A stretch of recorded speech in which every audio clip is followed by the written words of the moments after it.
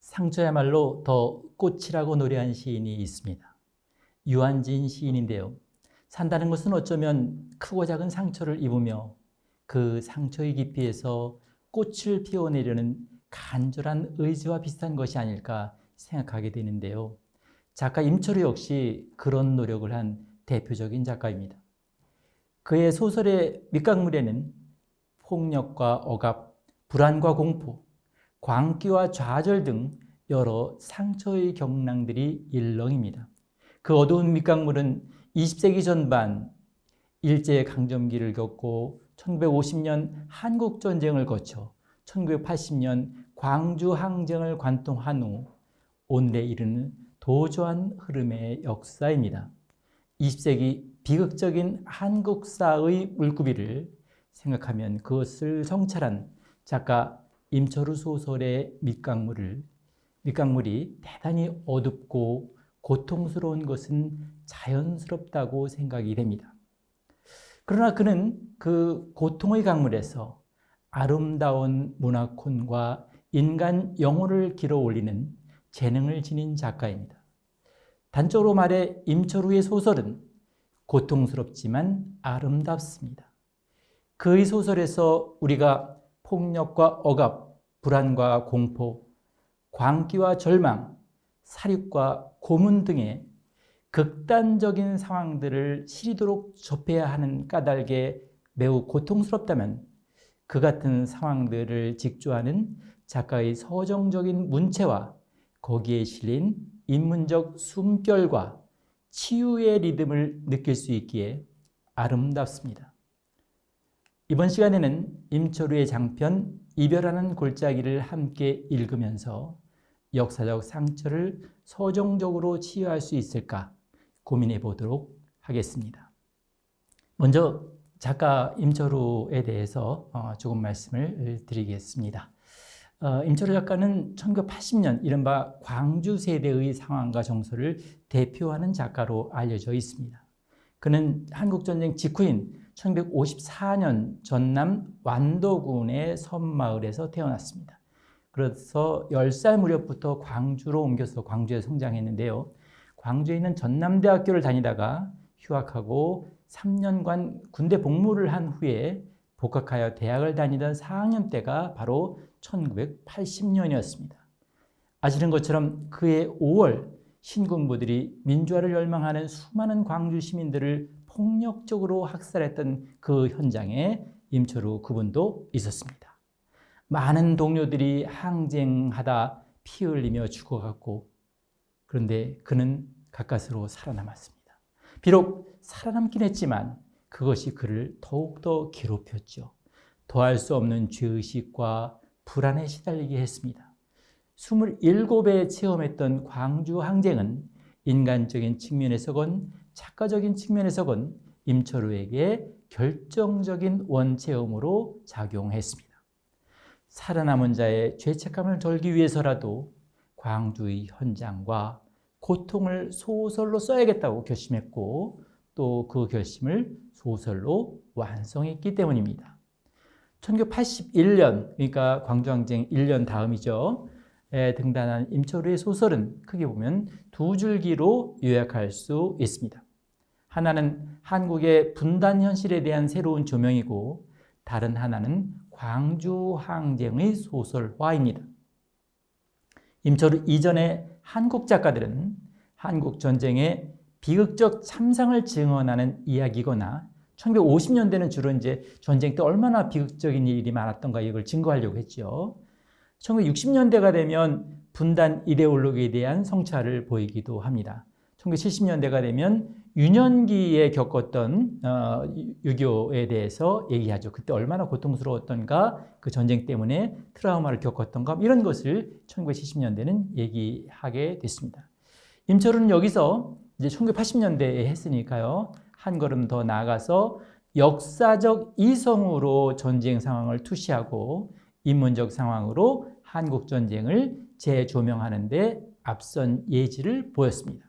아버지의 땅이나 곡도운동회, 붉은산 흰새 등 여러 작품에서 이전과는 다른 시각과 역사 철학으로 전쟁과 분단 상황을 다루었습니다.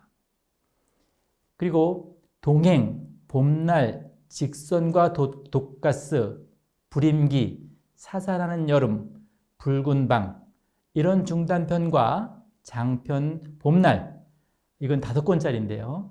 이런 작품들은 광주 항쟁을 다룬 작품들입니다. 서정소설의 형식이든 알레고리 형식이든 다큐멘터리, 보고문학적인 형식이든 간에 대부분의 소설에서 광주 항쟁이라는 원체험은 핵심적인 기능을 담당하고 있는데요. 확실히 한국의 20세기 후반 50년 동안 벌어진 여러 사건들 중에 최대의 폭력적인 순환사는 바로 한국전쟁과 광주항쟁이라고 생각할 수 있을 텐데요. 이 두 사건이 임철우 소설의 두 기둥을 형성한다고 앞에서 제가 말씀드렸는데, 사실 그것은 두 기둥이자 하나로 연결되는 임철우 소설의 우주라고 할 수 있습니다. 특히 중편 붉은 방이나 장편 붉은산 흰새, 봄날, 이런 작품에서 민족사의 두 비극적인 광맥, 그러니까 6.25 한국전쟁과 1980년 5월 광주항쟁, 이 두 사건은 연결이 되고 있습니다. 작가가 역사적 인과론을 바탕으로 연결하고 있기 때문인데요. 즉, 분단 현실로 인한 좌우익의 대립과 갈등, 전쟁 상황 등이 남한 내부의 정치적 갈등과 폭력의 역사로 이어졌다고 작가는 고뇌하고 있습니다.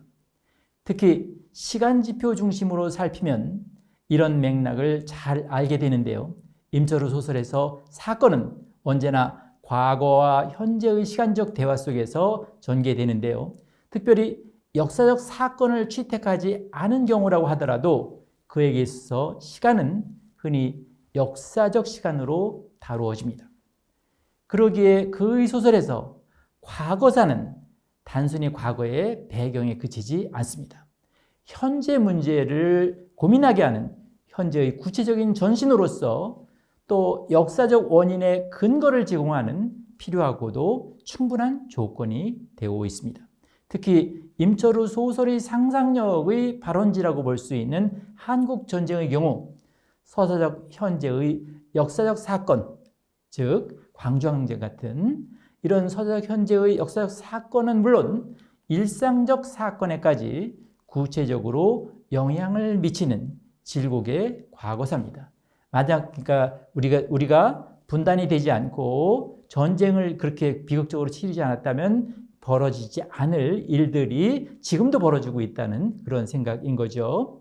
임철우 소설의 주인공들이 대면한 서사적 상황은 바로 그러한데요. 그들은 대부분 역사적 시간의 끈질긴 작동으로 말미암아 실존적 시간마저 박탈당할 위기에 불안하게 처해 있는 신세들로 형상화됩니다. 1984년에 발표된 동행이라는 작품이 있는데요. 이 소설은 정치적 이유로 지명수배자가 된 친구와 그의 고향까지 불안하게 함께하는 동행기를 다룬 작품입니다. 2인칭 너를 초점인물로 삼아 서술자 나와 직간접으로 대화하며 동행하지만 너와 나 사이의 거리 때문에 주인공은 어쩔 줄 몰라 합니다. 문면에 직접 제시되어 있지는 않지만 필경 광주항쟁 관련으로 수배되어 1년이 넘게 도피 행각을 벌이는 너에 대해 나는 충분히 공감하고 연민의 정을 보내긴 하지만 또 자기만 편하게 지내는 걸 죄스러워하지만 다른 한편으로 너로 인해서 내가 피해받지 않을까 그렇게 불안해하기도 합니다. 그러니까 표면적으로는 함께 동행을 하고 있지만 이면적으로는 다른 길을 가고 있는 셈입니다.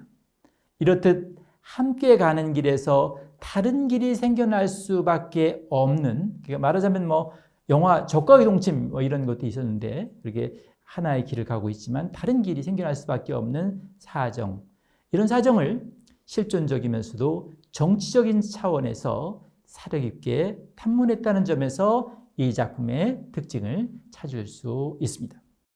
이후에도 그가 인간과 짐승들이 한데 엉켜 지냈던 그 야만의 시간들이라고 이제 관광객들이라는 작품에서 그렇게 표현이 되고 있는데요. 그렇게 표현했던 5월 광주항쟁의 상황은 줄곧 소설로 형상화됩니다. 악몽 같은 기억의 그림자는 좀처럼 떠날 줄 모릅니다. 달빛 밝기에서처럼 비교적 광주 현장에서 떨어져 일상적 삶을 그린 소설에도조차 그런데요. 다만 이 소설에서 보이는 연민과 화해의 상징은 의미심장합니다. 이 소설에는 자신을 배신하고 떠난 아내에게 복수하고자 칼을 들고 아내를 찾아왔다가 용서하기로 마음먹고 복수의 칼을 버리는 장면이 나옵니다. 폭력적 상황에 폭력적으로 대응하려던 폭력적 마음의 철회를 의미하는 거죠. 칼에는 칼이 아니라 내가 칼을 맞았지만 나는 칼로 대응하지 않겠다, 이런 이제 마음으로 바뀌는 건데요. 존재하는 것들에 대한 가없는 연민과 용서의 정조를 진실하면서도 감동적으로 추구하는 작가의 간절한 소망은 그러나 현실에서 늘 배신당하기 일쑤겠죠. 그래서 작가는 현실의 폭력성을 다시금 소설로 진단하면서 치유를 위한 상상도정을 계속합니다. 1988년 이상문학상 수상작인 붉은 방은 작가가 야심적인 2부작 장편 붉은산 흰새 봄날에 돌입하기 직전에 집필한 것으로서 분단상흔이 낳은 엄혹한 실존의 폭력상을 매우 고통스럽게 그린 작품입니다. 고문의 시대, 정치적 무한폭력의 시대이기도 했던 1980년대가 낳은 고문의 문학적 형상화라는 점에서도 주목되는 이 소설에서 우리는 극단적인 폭력 상황과 대결하고자 한 작가의 인문적 고뇌와 아울러 정치적, 역사적 성찰의 깊이를 헤아리게 됩니다. 시대의 어둠을 뚫고 혼돈을 넘어서려는 작가 임철우의 인문적 상상력이 범상치 않은 글결 위에서 아름답게 빛을 발하고 있음을 확인하게 되는데요. 이어지는 장편 붉은산 흰새는 1977년 3월 현재 어처구니 없는 고정간첩단 사건을, 그러니까 이제 요즘에도 간첩들이 있다고 그러지만 예전에는 참 간첩단 사건이 많았는데요. 77년 3월 고정간첩단 사건인데요. 이 사건을 27년 전인 한국전쟁이라는 과거 시간에 벌어진 비극적인 살상의 역사와 중첩해서 다루고 있는 장편인데요. 한국전쟁 전후 3세대의 인물들이 벌이는 여러 갈등과 살생, 보복의 사건들을 아주 복합적인 시선으로 그리고 있습니다. 과거를 회고하고 현재를 유보하는 변칙법적인 과정을 통해서 역사의 고리를 반복적으로 이어가면서 민족사의 비극과 분단 모순의 상처를 환기합니다. 또한 그 상처들이 1980년 광주항쟁으로 이어졌음을 암시하는 전조의 소설이기도 합니다. 5권짜리 대하장편인 봄날은 광주항쟁의 현장을 좀 더 직접적으로 그린 큰 규모의 장편인데요. 광주 현장에서 열흘 동안 개인적, 집단적으로 겪은 공포와 고통, 고뇌와 분노, 폭력과 광기 등이 실존적 한계 상황에서의 총체적인 체험으로 그려집니다. 그 체험 자체를 사실적으로 그려내는 것이야말로 인간 실존의 진실을 밝히는 것이라는 작가의 생각이 잘 드러나 있습니다. 그 진실 탐색은 비단 광주 항쟁의 진실 밝히기에서 그치는 것이 아니고 한국의 역사적 진실을 탐문하는 노력과 연결되며 인간다운 삶의 미래를 탐색하는 진실의 도정으로 귀결되는 것이기에 값진 의미를 갖습니다. 21세기 들어 임철호는 문학적 관심을 더욱 넓혀 한국의 20세기 전반의 삶을 재성찰하는 소설적 기획을 보입니다. 100년 여관 이후 6년 만에 낸 장편 이별하는 골짜기는 표제 그대로 벼러곡 역을 무대로 하는 소설인데요. 아니, 무대라기보다는 어쩌면 그 벼러곡이라는 간이 역사가 주인공이라고 하는 게 더 좋을지도 모르겠는데요. 간이역의 운명과 간이역 사람들의 운명을 임철호는 매우 섬세하게 다룹니다. 단순한 사랑과 이별의 이야기가 아닙니다.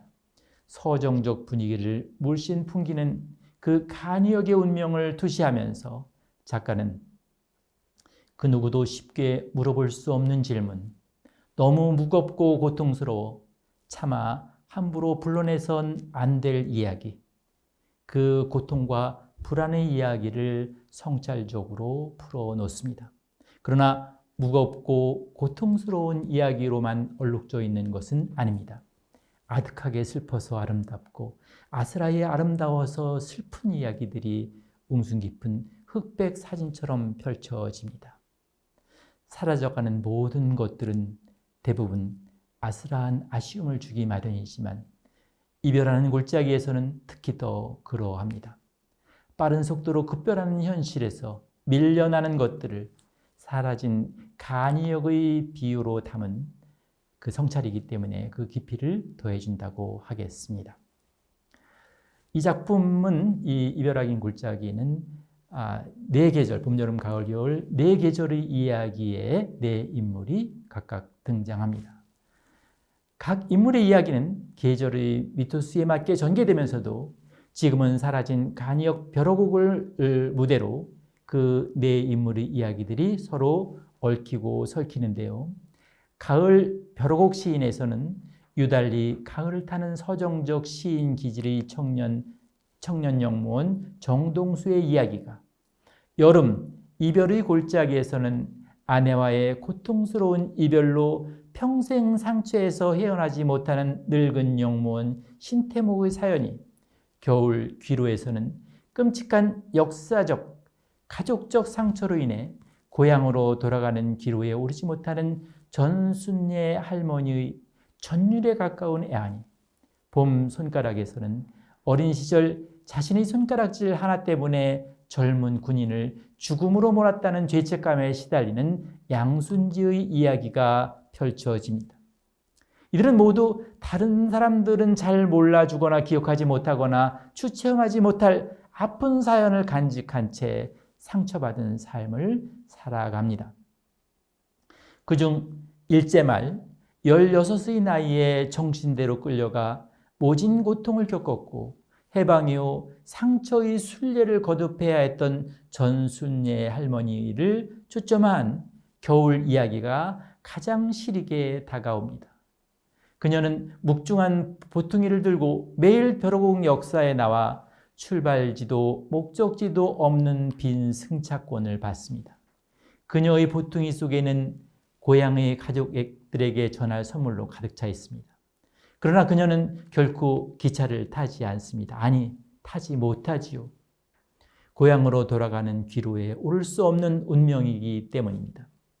그럼에도 매일 역사에 나와 빈 승차권을 받는 그녀에게 젊은 영무원 정동수는 이렇게 물어보고 싶어 하지만 결코 묻지 못합니다. 할머니, 대체 어딜 가시려고요? 그곳이 어디입니까? 고향에 돌아가지 못하고 간이 역사를 떠돌기는 다른 인물들도 마찬가지인데요. 전쟁 때 아버지와 동생을 잃고 어렵게 독신으로 살아오다가 운명 비극과도 같은 잠시의 결혼 생활을 한 적이 있는 늙은 영무원 신태모의 사연 역시 매우 곡진합니다. 업무상의 작은 과실로 한 사내가 사망하게 됩니다. 그로 인해 신태묵은 중징계를 받은 처지였는데 오늘날 역사에서 다 죽게 된 그 사내의 아내와 딸을 보게 됩니다. 우선 목숨을 구해보자 이런 생각에 그들을 자기 집으로 데려가 간호하지요. 눈아픈 남자가 자기 남편의 죽음과 관련된 사람인 줄 까마득하게 몰랐던 이런 그 여자는 남자의 호의에 이끌려 결국 결혼하기에 이릅니다. 그러나 결혼 생활의 행복감이 늘어날수록 신태묵은 죄책감으로 인해 극도의 불면증에 시달립니다.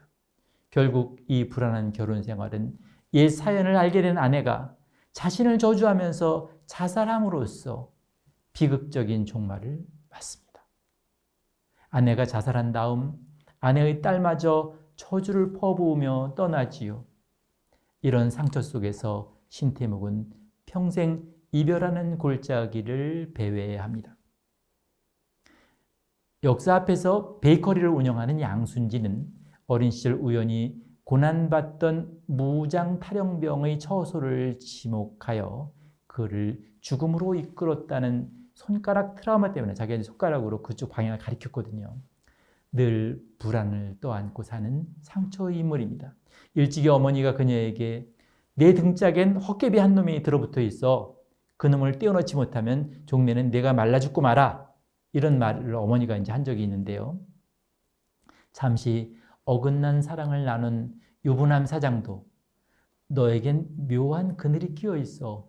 음산한 동굴에서만 사는 이끼 같단 말이야. 이런 지적을 한 적이 있거든요. 모두 그녀의 손가락질 트라우마와 관련된 헛개비요 그늘이라고 봐도 좋겠습니다.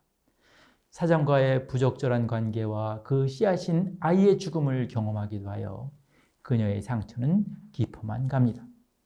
그녀가 외로워하고 힘들어하는 정동수에게 특별한 감정을 느끼는 것도 그가 죽은 군인과 성씨 및 고향이 같고 그가 죽기 전 언급한 아들의 나이와 비슷할 뿐만 아니라 외모도 그와 닮았다고 생각하기 때문입니다. 젊은 영무원 정동수는 아비를 잘 모르는, 그러니까 너무나도 태어나자마자 이제 아버지가 죽었기 때문에 그런 출생으로 인해 자기 정체성의 혼돈과 불안을 느끼는 인물입니다. 산문적 현실을 거스르며 아름다운 시를 쓰고자 하지만 한 젊은 다방 내지의 자살 사건이나 전순례 할머니와의 사건 등을 겪으면서 아름다운 서정시를 쓸 수 없다는 사실을 절감하고 흐느끼죠. 이런 네 인물은 20세기 한국 역사의 비극적 단층을 환기합니다. 일제강점기, 분단과 전후 보릿고개 시절, 냉전 시대 상황, 그리고 1990년대 포스트 모더니즘 시기 등의 특성을 전순례, 신태묵, 양순지, 정동수 이 네 인물은 각각 표상하는 것처럼 보입니다. 우리가 21세기 들어 서둘러 잊으려고 했지만 그래서 많은 이들이 벌써 망각의 강을 건너 멀리 하려 했던 그 아픈 상처들을 20세기 때 있었던 작가 임철호는 절제된 어조로 다시 끌어냅니다. 이런저런 상처 때문에 평생 곤혹스러울 수밖에 없는 인물의 상처들을 펼쳐놓지요. 물론 이 네 인물의 상처와 비극은 예외적인 개인들이 예외적인 경험, 예외적인 상처일 수 없습니다. 20세기 한국사의 깊은 상처로 각인된 인물군들을 각각 표상하고 있어서 역사 철학적인 함의를 보인다고 말할 수 있습니다. 그들 네 사람만 그런 상처가 있는 게 아니라는 거죠. 그런 상처를 입은 많은 우리가 집단들을 떠올릴 수 있기 때문에 마치 동심원의 파장처럼 각 인물들의 내면의 상처들은 그 시대에 비슷하게 고통받고 상처받았던 사람들의 내면으로 확산되면서 그 상처의 동심원들이 서로 만나고 스미면서 지난 20세기에 대한 인문학적 숙고의 절실한 계기를 제공하게 됩니다.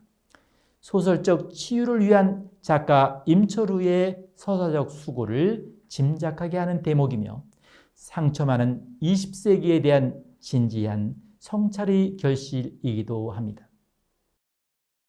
아마도 작가 임철우는 21세기의 현란한 현상의 이면에서 상처받은 20세기의 내면 아이를 줄곧 응시하고 있었는지도 모릅니다. 아직 제대로 치유되지 않아서 계기만 주어지면 언제라도 툭 붉어질 가능성이 많은 그 상처들을 진지하게 반추하고 어루만지는 치유의 상상력을 통해 인간과 세상의 어두운 밑강물을 정화하고 싶었던 것으로 보입니다.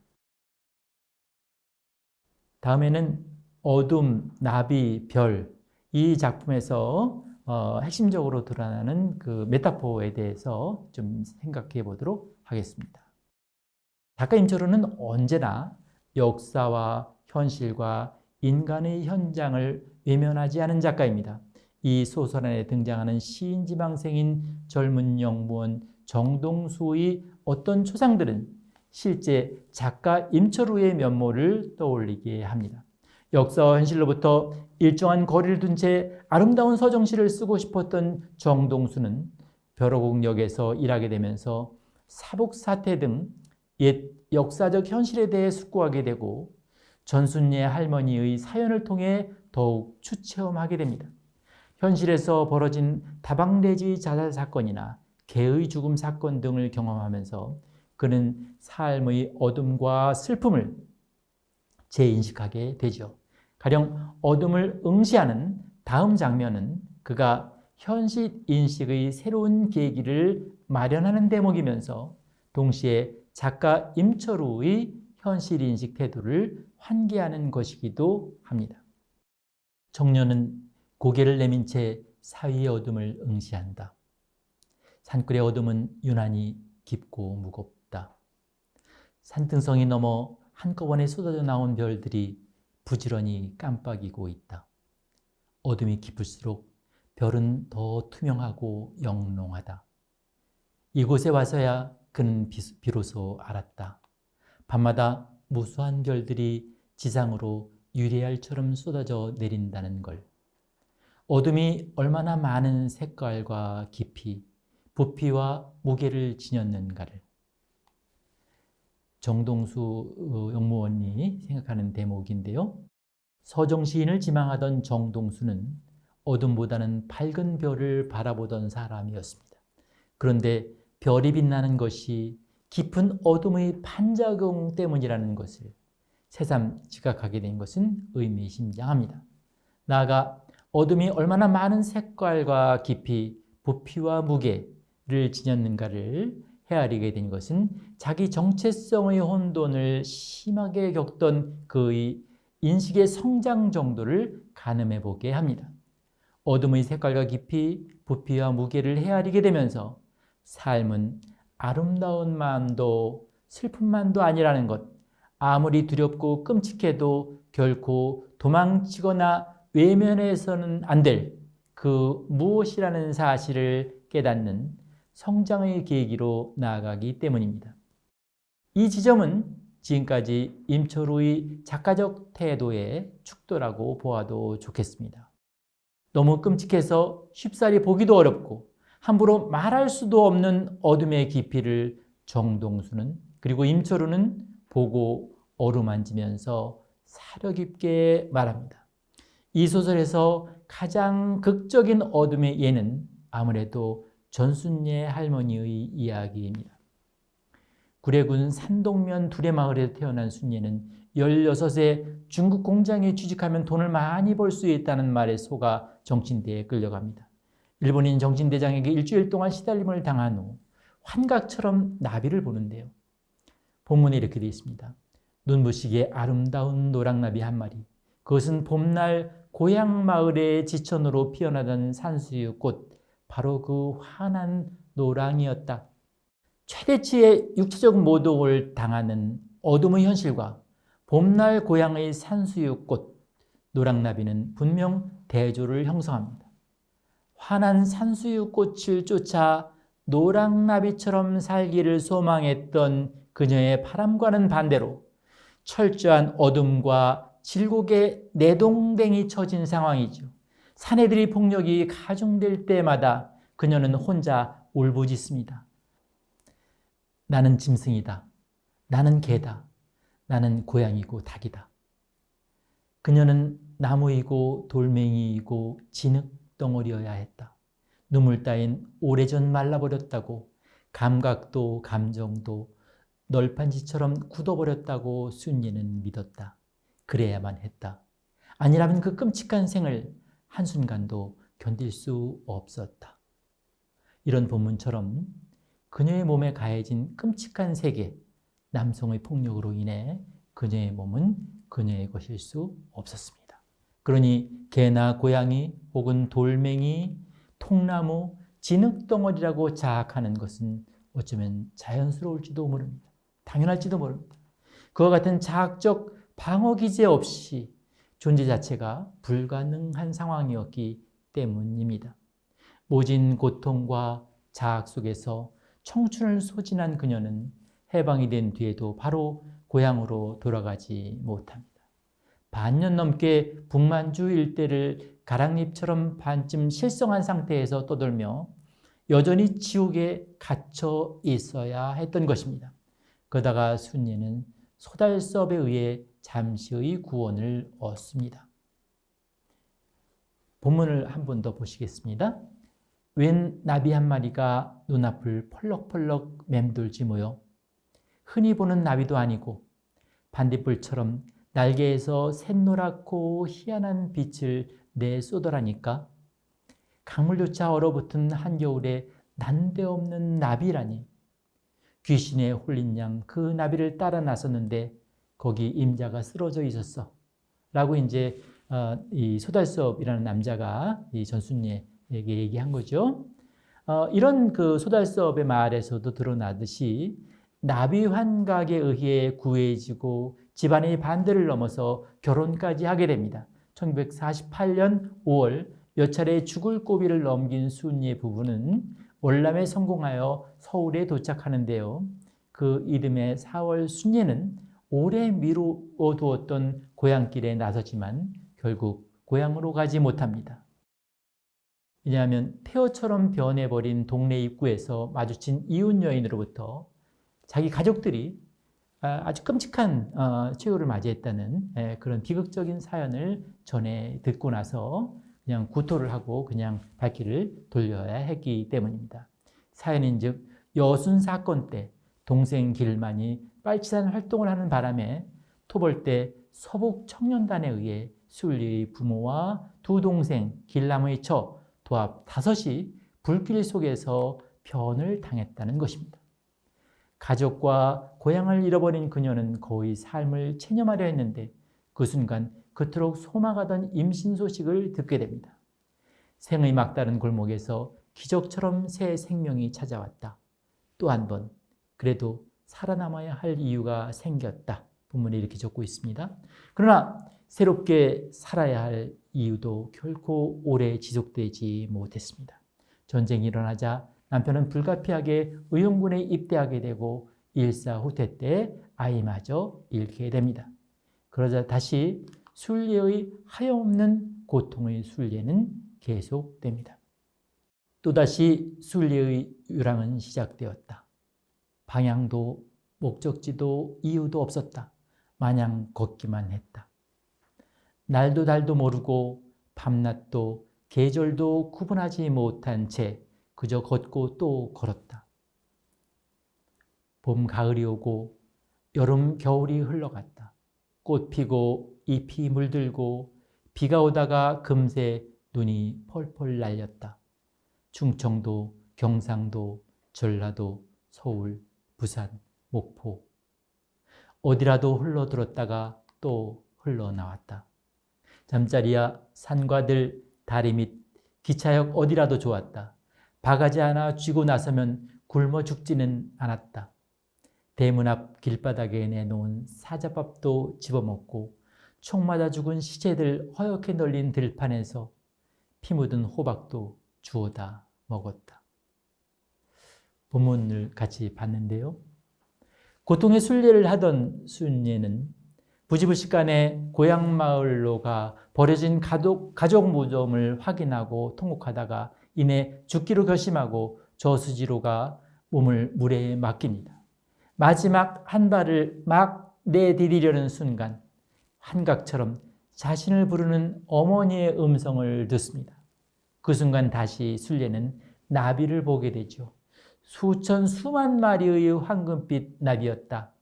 그것들의 날개가 수면 위를 등불처럼 환하게 밝히고 있었다라고 본문에 쓰고 있는데요. 이렇게 나비가 이끄는 어머니의 목소리에 의해 다시 살아났지만 그녀의 고통스러운 순례는 지상에서 그칠 줄 모릅니다. 그녀가 매일 역사에 나와 출발지도 목적지도 없는 빈 승차권을 받는 이유는 그런 까닭입니다. 가해자는 기억조차 하지 않는데 피해자들이 오히려 평생 죄의식으로 고통을 받아야 하는 속절없는 상황에서 그녀 홀로 그려온 한 생애의 멀고도 쓸쓸한 궤적을 비극적으로 연출합니다. 그 궤적을 반추하면서 정동수는 이렇게 생각합니다. 저 기이한 걸음걸이를 멈추지 못하게 만드는 힘은 태엽도 톱니바퀴도 아니다. 기어코 찾아야 할 어떤 것, 가닿아야 할 목적지. 그것이 아직 존재하는 한 그녀의 외출은 죽는 날까지 이어질지도 모른다. 이렇게 생각하는데요. 아마도 일제강점기의 엄혹한 정치경제적 현실과 폭력적 성착취가 넘쳐났던 정신대 체험을 하지 않았더라면 사뭇 다른 인생 순례를 살 수도 있었을 겁니다. 이렇게 전형적으로 깊은 어둠의 현실을 고통 속에서 견뎌야 했던 인물이 바로 전순례 할머니입니다. 그녀에게 밝은 별빛은 좀처럼 허용되지 않았습니다. 호랑나비, 황금빛 나비의 매개도 환각 속에서 잠시 그녀를 위로하거나 때로는 목숨을 구하기도 했지만 그녀가 기어코 찾아야 할 어떤 것, 가닿아야 할 목적지인 밝은 별빛으로 안내하지는 못했습니다. 이 소설에서 어둠의 현실을 체험하는 네 인물은 공통적으로 환각적인 나비 체험을 합니다. 가령 정동수는 어둠을 인식하고 현실의 비극을 헤아릴 때 나비의 고요한 날갯짓을 봅니다. 창밖 어둠을 반딧불처럼 환하게 밝히며 흰나비 수십 마리가 허공에서 고요히 맴돌고 있다. 이렇게 적고 있는데요. 신태묵은 딸아이가 떠나던 날 밤 꿈속에서 호랑나비를 봅니다. 그 조그만 나비는 눈 덮인 벌판 저편으로 혼자서 아득히 날아가고 있었다. 그 딸이 어렵게 아들을 낳았다는 소식을 들었을 때 다시 호랑나비를 보지요. 호랑나비 한 마리가 그에게로 팔랑팔랑 날아들었다. 이렇게 적고 있습니다. 양순지 또한 종종 나비를 봅니다. 커다란 부채꼴 날개를 단 주홍색 나비, 온몸에서 핏물이 묻어날 듯 선연한 빛을 발하는 그 나비는 생의 특별한 고비마다 그녀의 꿈속을 찾아들었다. 이렇게 적고 있는데요. 양순지의 경우는 나비 꿈을 꾸면 어김없이 안 좋은 일이 생긴다고 생각하지만 전반적으로 이 소설에서 나비는 소망의 이피퍼니에 가깝습니다. 어둠의 현실에서 밝은 별빛을 환기하는 매개항으로 기능하지요. 역사적, 현실적 상처를 어루만지며 치유의 가능성을 안내하는 서정적 미학성을 보입니다. 그러니까 나비의 날갯짓은 치유의 상징적인 리듬인 셈입니다. 그 리듬에 힘입어 이 소설은 고통스럽지만 아름답습니다. 이 소설에서 그 젊은 영무원이 그렇듯이 작가 임철우 역시 서정시인이 될 수 없었던 서정시인이라고 말할 수도 있겠는데요. 아까 말씀드렸던 것처럼 임철우가 1984년에 첫 소설집 아버지의 땅을 펴냈을 때 평론가 김현은 탁월한 서정시인이라고 그를 부른 바 있습니다. 인물의 내면 정조를 전경화한다거나 서정적인 문치를 구사하는 경향 때문에 그랬을 것입니다. 그의 기본적 정서와 문체는 확실히 서정적인 것에 가깝습니다. 그러나 광주 항쟁이라는 체험이 그로 하여금 서정시인으로 남게 하지 않았습니다. 브레이트였던가요? 아우슈비츠 이후에도 서정시를 쓸 수 있는가? 이렇게 역설했던 이는 독일의 브레이트였습니다. 그렇습니다. 임철우는 광주 이후에 본격적인 글쓰기를 시작했기에 서정시를 쓸 수 없었습니다. 이별하는 골짜기에서 아름다운 서정시에 절망하는 정동수의 초상에서 작가 임철우의 단면을 추슬러 본 것은 그 때문입니다. 서정시를 쓸 수 없는 서정시인은 소설가가 되었고 소설 속에서 산문적인 것과 시적인 것을 동시에 추구하고자 했습니다. 그의 소설이 고통스럽지만 아름다운 이유는 바로 여기에 있습니다. 임철우와 동행하는 벼러곡 여로의 미학적 의미도 바로 이런 지점에서 찾아집니다. 제주 4.3 항쟁의 상처를 신화적 손길로 어루만진 돌담의 속삭이는 또한 고통스럽지만 아름다운 작품인데요. 역사적 상처를 서정적으로 치유하고자 한 소설입니다. 마무리하겠습니다. 이번 시간에 살펴본 이별하는 골짜기의 사계에 등장하는 네 인물은 20세기 한국 역사의 비극적 단층을 각각 환기합니다. 일제강점기, 분단과 전후 보릿고개 시절, 냉전시대 상황, 그리고 1990년대 포스트 모더니즘 시기 등의 특성을 전순예, 신태묵, 양순지, 정동수는 각각 표상합니다. 그들이 역사적 곡절에 따라 상처받을 수밖에 없었던 아픈 사연을 작가는 어둠, 나비, 별의 메타포로 형상화했습니다.